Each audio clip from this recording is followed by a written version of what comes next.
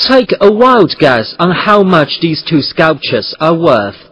Many say 20 million euros in total. This is where they come from, Beijing's old summer palace, built almost 300 years ago. They were looted when British-French Allied forces burned the palace down during the Second Opium War in 1860. The bronze rabbit and rat heads were among 12 animal head sculptures that formed the zodiac signs on display behind me. We've always opposed the auctions of any lost treasures of this park. We don't encourage Chinese people to buy those looted treasures back either.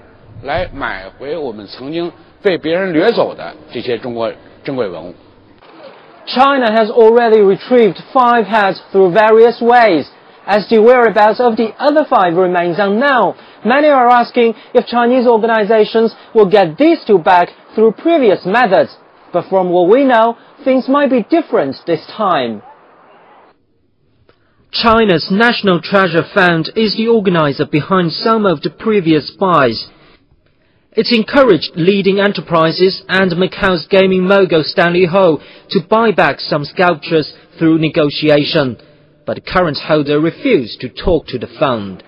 We sent an official letter to Pierre Berge in October 2008. We told him how China had lost these 2 items. We made ourselves very clear that we are against this auction, because it's against international agreements and the basic rules of commercial auctions. We have yet to receive any reply. Meanwhile, some lawyers have teamed up voluntarily to try to get the 2 heads back through legal channels. Liu Yang heads the team. He just applied for a French visa on Wednesday morning. He's preparing a lawsuit on foreign soil, but this is not the biggest challenge for him. We want to get a prohibition order on the auction from a French court, but we can't find an appropriate plaintiff. The Old Summer Palace is an ideal choice, but its administrator hasn't made up his mind yet. I think we've run out of time for this plan.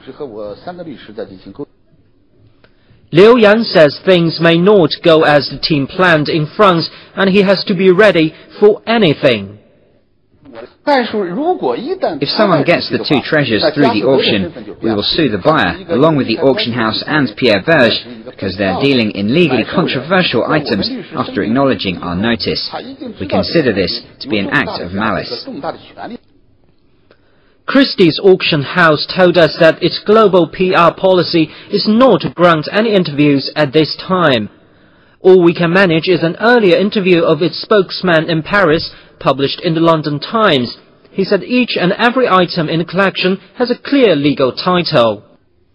It looks like China has a tough situation on getting the treasures back, along with thousands of others now being exhibited in Western museums. Pandong CCTV, Beijing.